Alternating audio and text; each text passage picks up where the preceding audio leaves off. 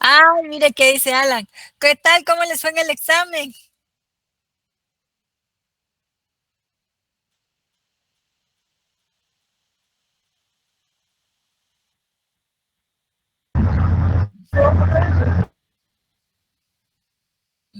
No sé, esperemos que bien, dice Mayan. ¿Cómo nos fue?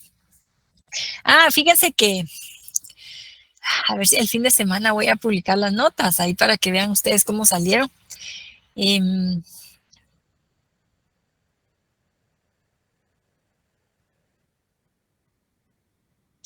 sí, fíjense, es que ayer solo cerré, digamos, el examen, pero andaba con otras cosas, entonces ahorita realmente no he visto los resultados, ¿verdad? Tengo que ver bien, ordenar por carnet y chequear, ¿verdad? Que estén bien calificadas.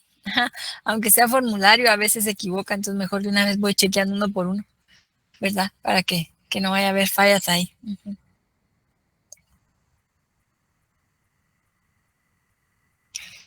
Bueno, quiero ver, estamos bien con el volumen.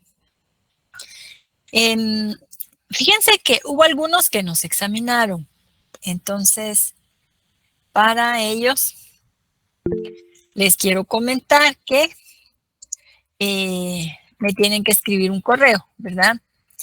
Un correo que se llame solicitud de examen extraordinario. Ahí van a anotar la sección, por favor, la sección, porque yo tengo 4, fíjense, entonces es más complicado, ¿verdad? Ubicarlos, así una vez me escriben su sección, porque el examen yo lo tengo que programar, ¿verdad? Entonces, su sección, su nombre completo, su número de carnet y explicar, ¿verdad? Por qué no se pudieron examinar. ¿Qué dice don Alfredo? Buenas tardes. Buenas tardes, licenciada. Con una pregunta, licenciada, fíjese que yo me quedé con el primer, creo que por ahí le escribí, pero ya no me respondió. Pero fíjese que yo tenía la duda, porque en la primera publicación que usted hizo antes, previo al examen, decía que teníamos 50 minutos. Yo cuando recibí la notificación que ya estaba el examen, solo le di entrar, ¿va? Pero cuando ya, y lo entregué como a las 49.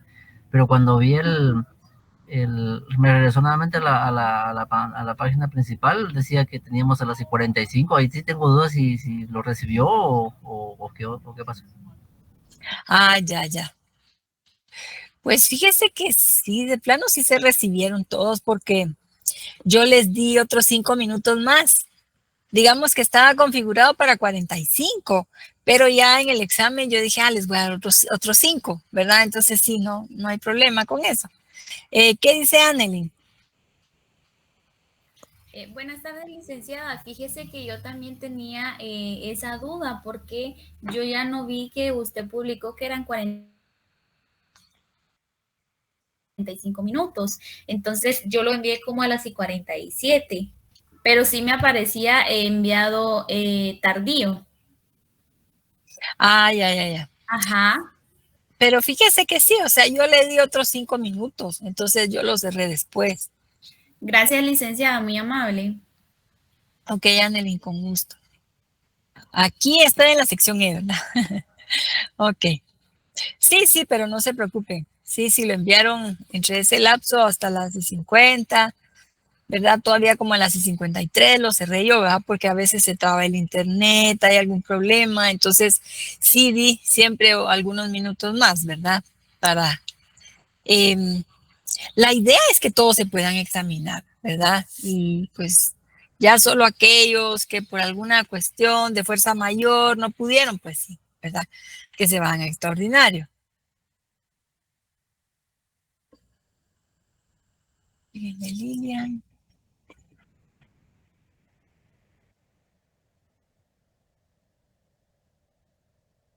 De todas maneras, si tuvieran dudas, también me pueden escribir acá, ¿verdad? A mi correo.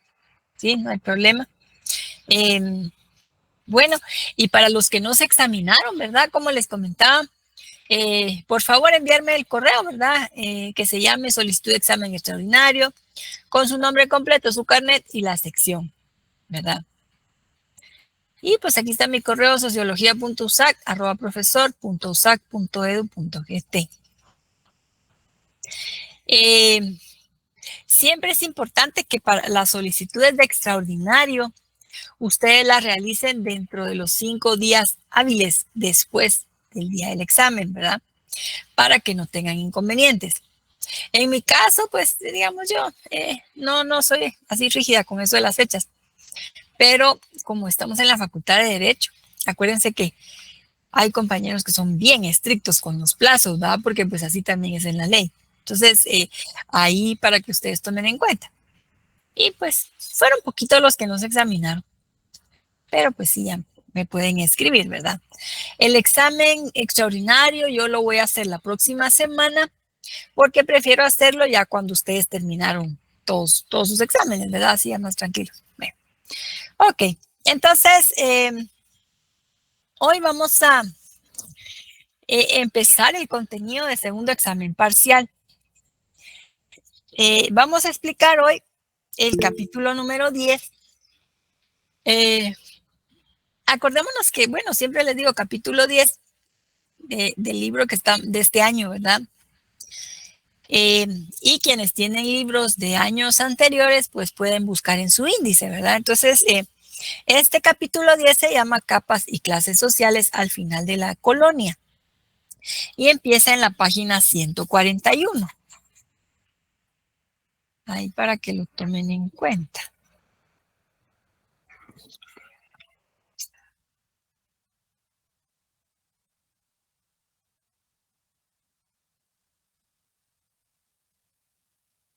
Hola María Fernanda.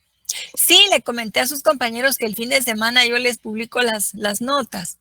Si no, a más tardar miércoles de la próxima semana, pero sí, porque me gusta chequear. Fíjese que aunque sea en formulario en Classroom, yo siempre voy chequeando las respuestas. Sí, es mejor, para que no tengamos ahí errores, ¿verdad?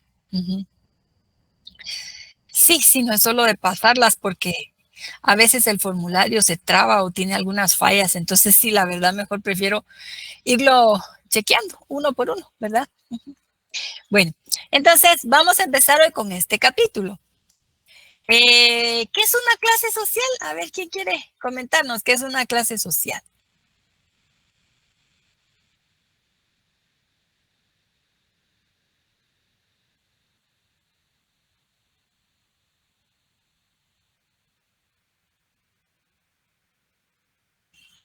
Ustedes que ya llevaron economía.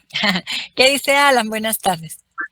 Buenas tardes, licenciada. Es un grupo de personas que comparten ciertas características, como por ejemplo, estatus social, poder adquisitivo y poder político. Gracias, Alan, muy amable. A ver, ¿qué dice acá Juan José?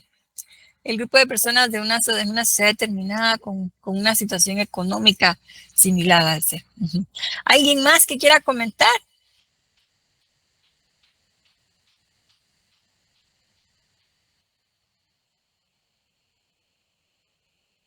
Una clasificación de personas económicamente definidas. Ok, gracias, Evita. Muy bien, entonces, a ver, dice Juan José, que agregó aquí, es una forma de estratificación social en la cual un grupo de individuos comparten una característica en común. Bueno, esto se los pregunto porque vamos a hablar sobre ese tema en la época de la colonia, ¿verdad? Y también porque ustedes en el curso de economía, cuando vieron los modos de producción, se acuerdan que allí el modo de producción se define por la existencia de dos clases que son antagónicas, ¿verdad? Está la clase dominante, que son los dueños de los medios de producción. Y está la clase dominada, que son los explotados. Por ejemplo, en el modo de producción esclavista están los esclavistas, ¿verdad? Que son la clase dominante, y los esclavos, la clase dominada.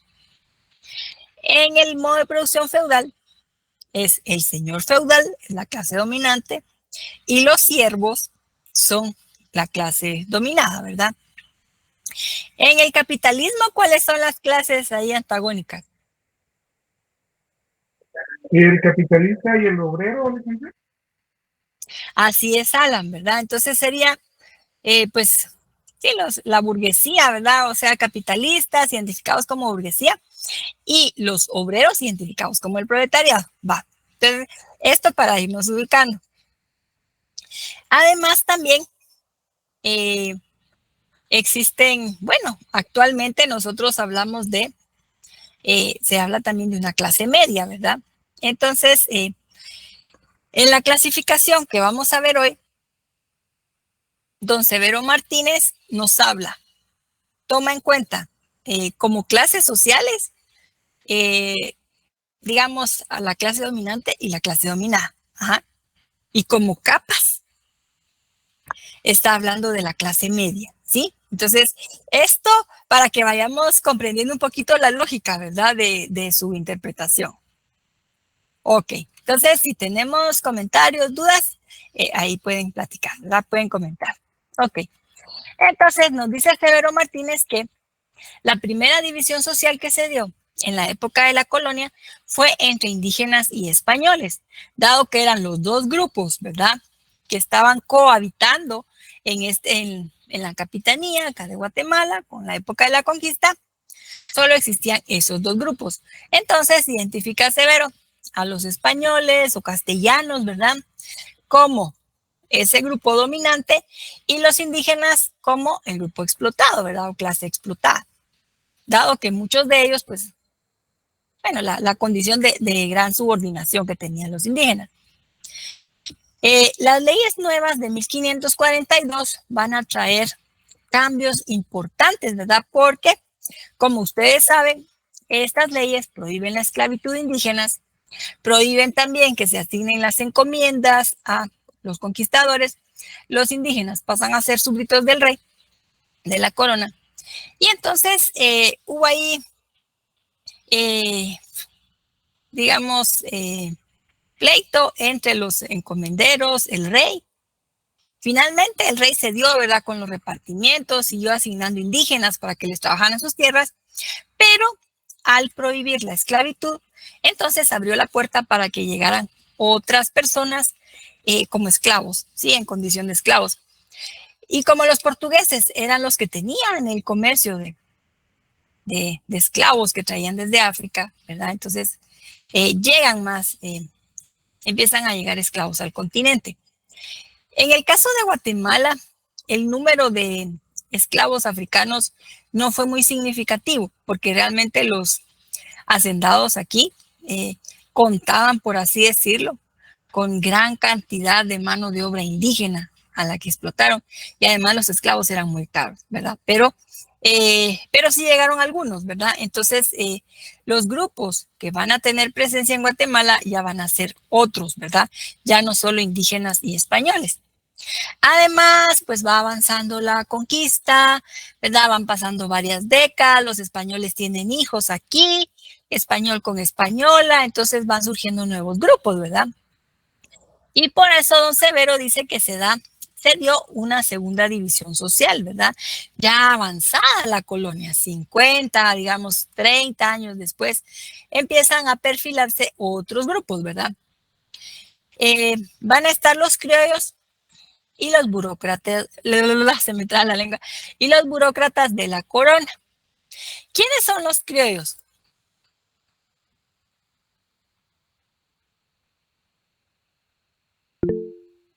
Sí, ¿qué dice Alan?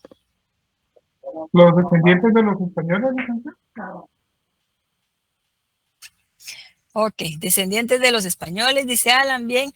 Juan José, español nació en América. Entonces, entendamos que criollo va a ser hijo de español con española, que ya nació en América, ¿verdad? Sí, ya van a ser los descendientes, pero siempre de español con española. Y ellos se van a preocupar por ir manteniendo su nacionalidad, ¿verdad? Ok, y como que esa pureza de sangre, dije. Bueno. Entonces, don Severo identifica, ya para 50 años después, digamos, de la llegada de Alvarado, entonces ya había criollos. Y entonces la clase dominante va a estar conformada por los criollos, que son los hijos de esos españoles, que son terratenientes, tienen grandes haciendas y también se empiezan a dedicar al comercio. Y los burócratas de la corona. Como aquí ya habían empezado a llegar esclavos de África, a los que les llamaban negros, ¿verdad? Entonces, van a los indígenas, junto con esos esclavos, los va a ubicar don Severo en los grupos explotados o, digamos, la clase dominada, ¿verdad? La clase más pobre. Y entonces empieza a surgir un grupo también que va a ser el de los mestizos. ¿Quiénes dijimos que eran los mestizos?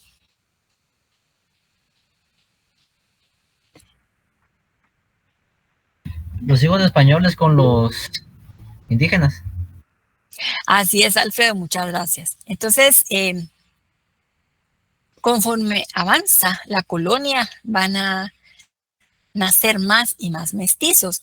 Entonces, don Severo Martínez los ubica acá, ¿verdad? Como que van a empezar a conformar una clase media.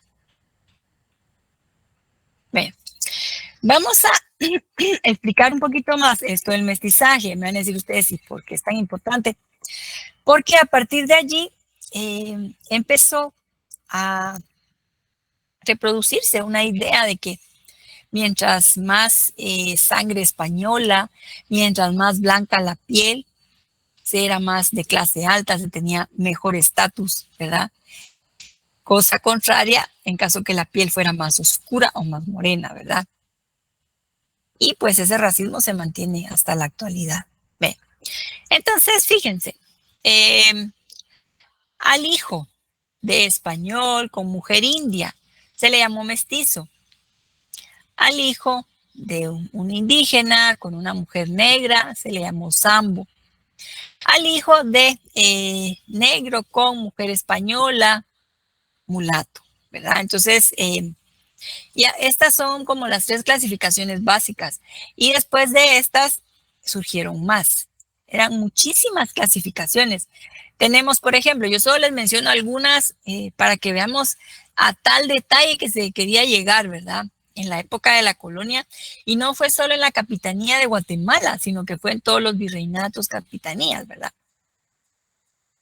Entonces, por ejemplo, mulato más español era morisco, mestizo más indio, cholo o coyote, mestizo más español, castizo, y así, ¿verdad? Entonces surgieron un montón de clasificaciones con la finalidad de ir estableciendo también qué tipo de estatus social tenía, ¿verdad? Cada grupo.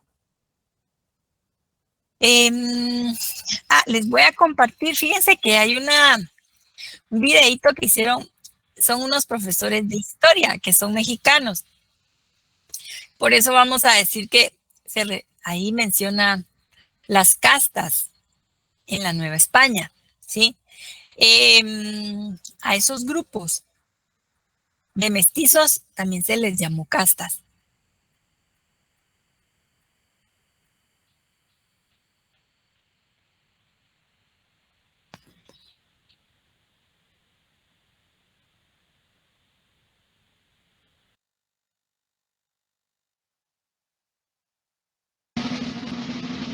Y ahora las castas de la Nueva España, presentadas a ustedes por Bully Magnet.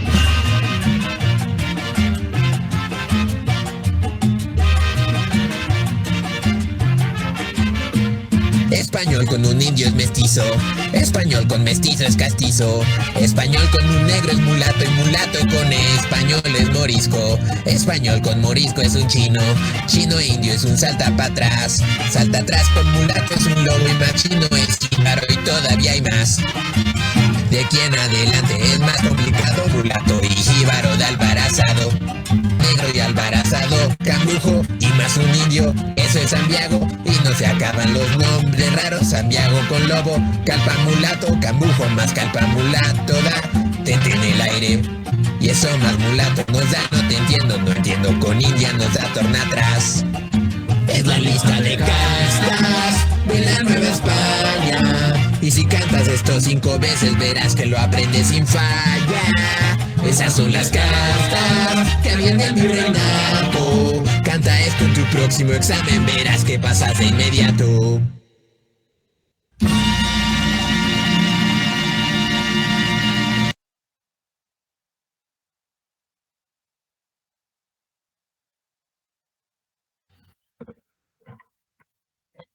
Ahí para que se las aprendan. Sí, mire, Melissa, es una buena forma. Ay. Bueno, vamos a regresar a la presentación. Entonces, como vemos, tanto detalle, ¿verdad? Tanta atención que se ponía para ir clasificando a las personas de acuerdo a su origen, ¿verdad? Y pues esto también influyó, como vamos a ir viendo. Les iba a comentar, fíjense que todavía hasta hace varias décadas había departamentos en donde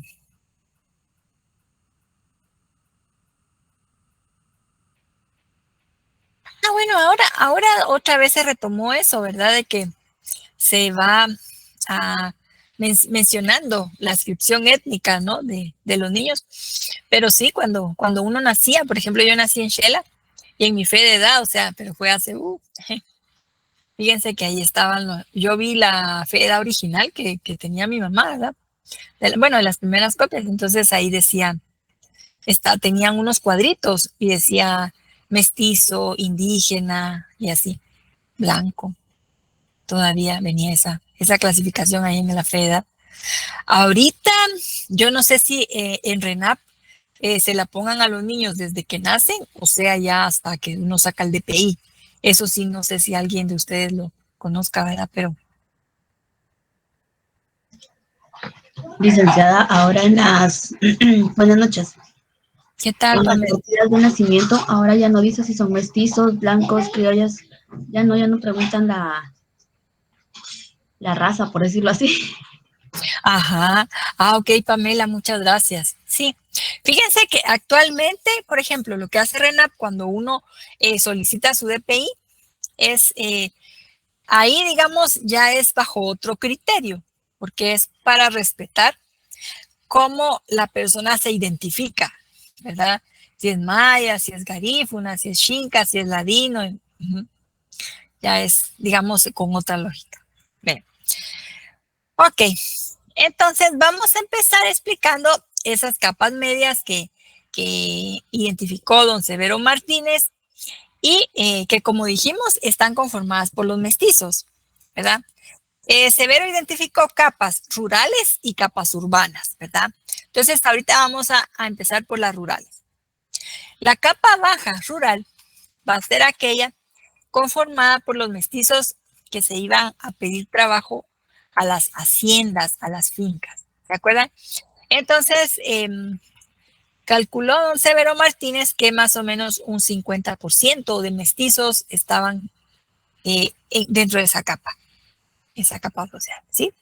Entonces, eran aquellos que iban a pedir trabajo en las haciendas y entonces el capataz les decía, bueno, ¿sabes qué? Está bueno, quédate aquí, te voy a dar aquella chocita para que te quedes ahí, vas a tener ahí un pedacito de terreno, una medio parcela, pero a cambio de eso, nosotros que somos buena onda te estamos ayudando, entonces vas a trabajar las tierras del hacendado, gratis, ¿verdad? Entonces era como un gana-gana, digamos, y pues el hacendado no gastaba mayor cosa, porque tenían grandes extensiones, grandes haciendas.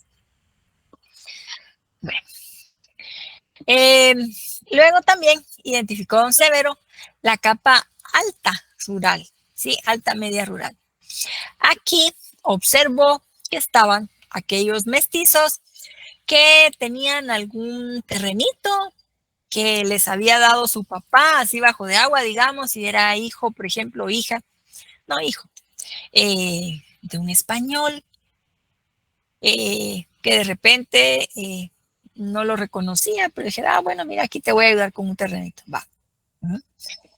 En esta capa también se encontraban, ubicó, ¿verdad? Severo Martínez, que había algunos criollos o españoles que por juegos de azar, ¿verdad? Naipes, todo eso del vicio, alcoholismo, habían perdido sus propiedades y se habían quedado con un terrenito más modesto, ¿verdad? De tamaño mediano. También encuentra aquí a indígenas adinerados. Me van a decir ustedes, bueno, pero ¿y dónde salen indígenas adinerados? Porque resulta que los principales, ¿verdad? Caciques Esos pueblos, ellos tenían derecho a tener tierra de su propiedad, a su nombre, ¿sí? Entonces, ellos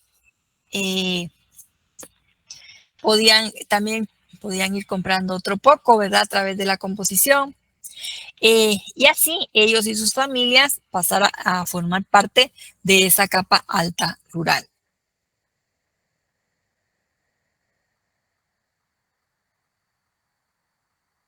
¡Ah, qué alegre, Even! Sí, sí, mire, somos 9. Ok. Entonces, luego nos pasamos a las capas de la ciudad.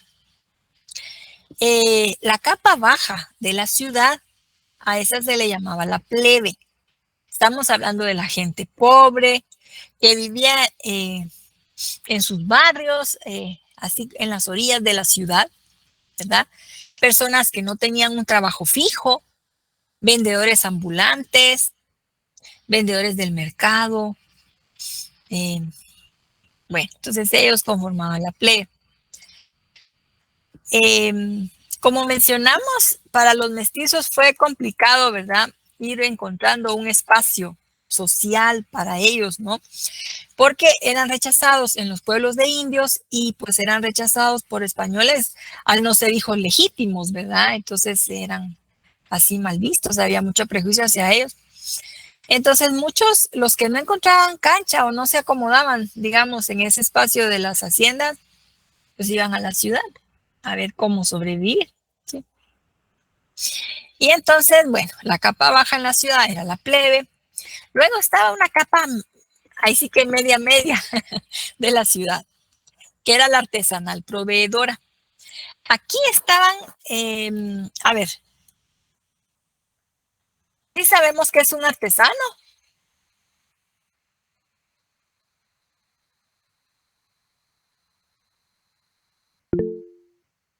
Sí, ¿qué dice Daniel? Pues los tejedores, zapateros, cerrajeros posiblemente. Así es, ajá, que ellos desempeñan esos oficios. A ver, también tenemos acá un comentario en el chat. Los que trabajaban materias primas, dice Juan José. Sí, estamos bien. ¿Qué dice Pamela? Las personas que hacen, valga la redundancia, artesanías, pero se hacen con sus manos, son elaboradas con sus manos. Así es, Pam, esto es trabajo manual. Porque mire, en esa época aquí no habían fábricas, ¿verdad? Sí, estamos hablando de 1500, 1600. Entonces, lo que habían eran talleres de alfarería, de zapateros, de sastre, en fin. Trabajos manuales, bien, así como dice Mayan. Entonces, ellos hacían trabajos bien importantes para la sociedad de la época. Esto de ser artesano se fue volviendo una forma de que los mestizos fueran ganándose el respeto social. Era visto como un oficio respetable, ¿sí? Digno.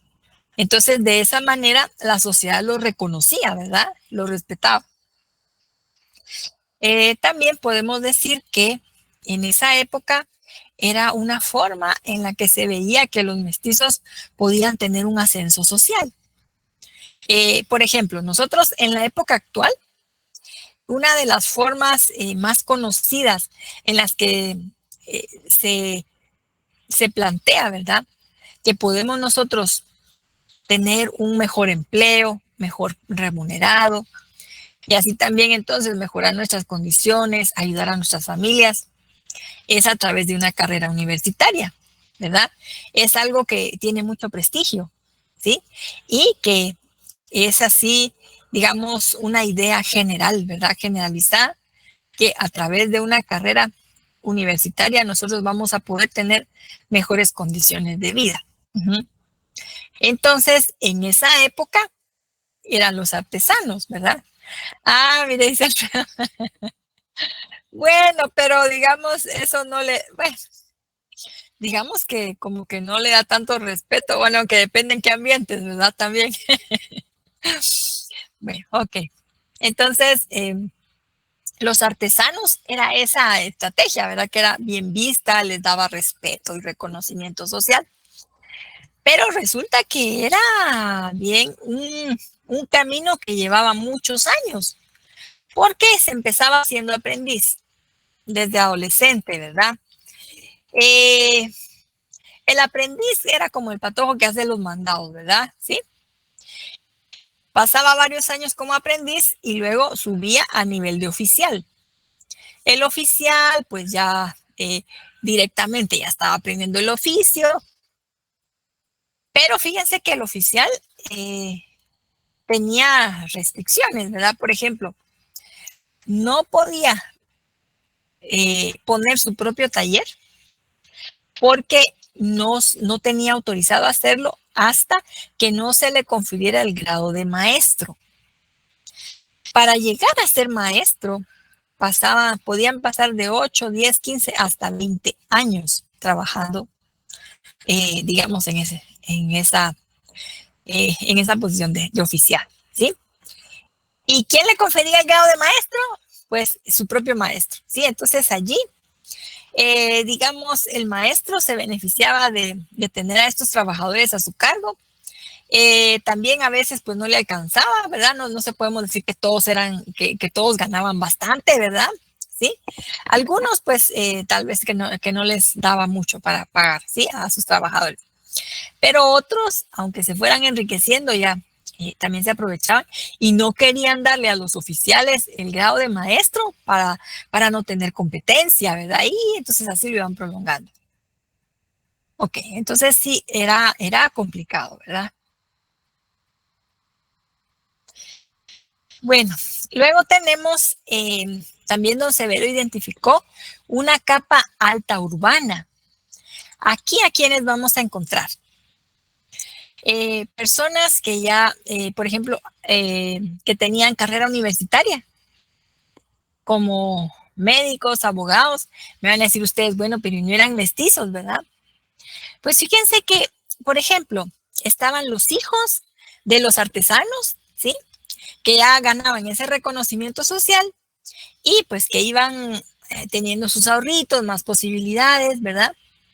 También estaban algunos hijos de español, ¿verdad? Hijos pues negados o no reconocidos o sí reconocidos, pero que no eran así muy cercanos a su familia española, que también los habían ayudado, como que dice, bueno, sí, vas a estudiar en la universidad. Algunos se habían dedicado a la carrera militar. Otros pues estaban haciendo carrera como religiosos, ¿verdad? Como curas. Había algunos comerciantes. Entonces, este grupo, nos dice Severo, que fue surgiendo en las últimas décadas antes de la independencia, ¿verdad? Allí se va a ver esta alta urbana. Y entonces, vamos a ver que es una capa donde hay personas intelectuales que han estudiado, pero que han estudiado niveles más altos con relación a los otros mestizos, ¿verdad? Entonces es una capa bien intelectual que conoce ideas que vienen desde Estados Unidos, Francia, ¿verdad? Donde hubo revoluciones, en donde se habla de la soberanía del pueblo.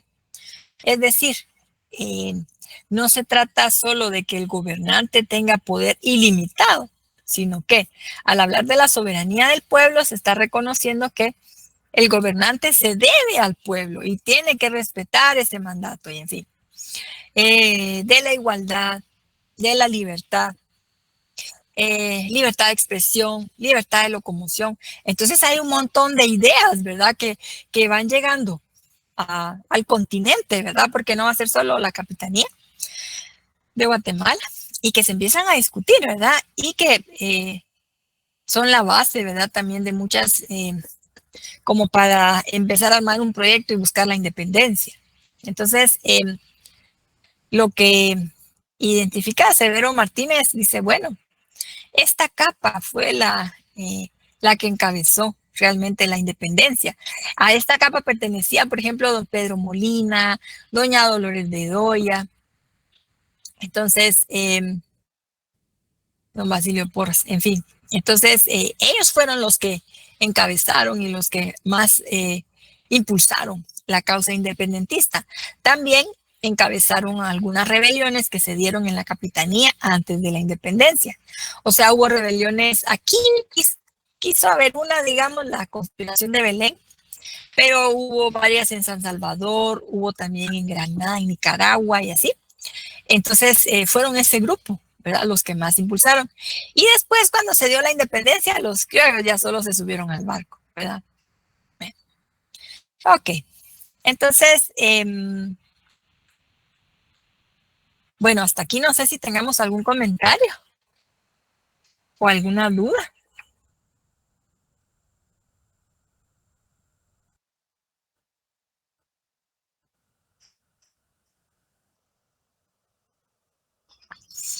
Bueno, entonces vamos a pasar a una gráfica que viene acá en el libro, en la página 152. Miren, yo le tomé foto y me quedó como de lado, no está muy feita, ¿va? Pero ahí mejor la voy a dibujar. Bueno, entonces, de manera gráfica, don Severo nos presenta todo lo que se explicó antes, ¿verdad? Entonces, si vemos acá, en los triángulos de arriba están los grupos de la clase dominante, ¿verdad? Los burócratas de la corona, los criollos, que eran grandes terratenientes, como dijimos, comerciantes, entonces, que tenían bastante riqueza. Y fíjense que había funcionarios de la corona que a veces pues aprovechaban aquí para comprar tierras, o algunos se casaban y después una de sus hijas la casaba con un criollo. Entonces también ahí iban creando intereses personales, ¿verdad?, para ellos. Entonces también estaban ahí comprometidos, ¿verdad? O sea, iban haciendo fortuna acá. ¿Ven? Entonces estos dos grupos, la clase alta, acá en el círculo de abajo, los indígenas, ¿verdad? Estos óvalos que vemos aquí son los de las capas rurales, ¿verdad? Aquí ilustra Severo el mestizaje que se da en el área rural, ¿verdad? La baja rural, la alta rural. Luego acá en medio pone unos rectángulos, que son las capas urbanas, la plebe, la artesanal proveedora y la media alta urbana, ¿verdad? Como vemos, aparecen grupos bueno, aquí les llaman negros porque así los llamaban, ¿verdad?, en esa época, ¿sí? Entonces, esclavos en el primer periodo que estaban al mismo nivel que los indígenas, ¿verdad?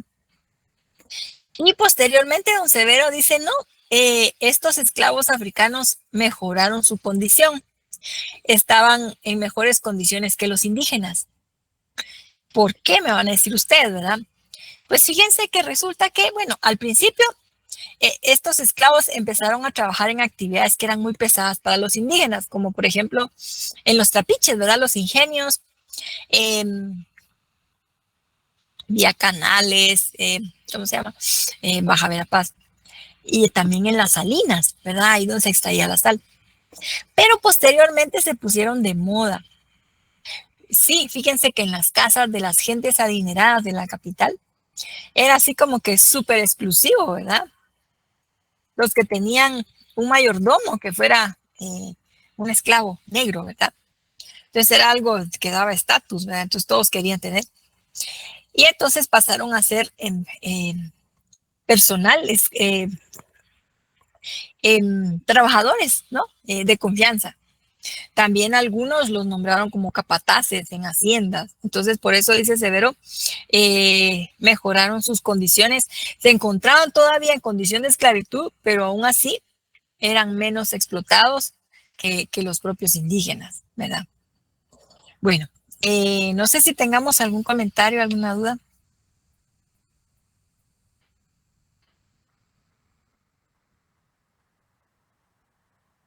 Ahí estamos. Vaya, Daniel. Bueno, entonces aquí nos vamos a quedar el día de hoy, porque pues ahí para que, aunque sea unos minutos más, ¿verdad?, para que estudien para su examen de mañana. Ahí que les vaya bien, entonces. Gracias, con su licenciada. Gracias, licenciada. Feliz noche. Gracias, licenciada. Gracias, Lisa. Buenas noches. licenciada. Feliz noche.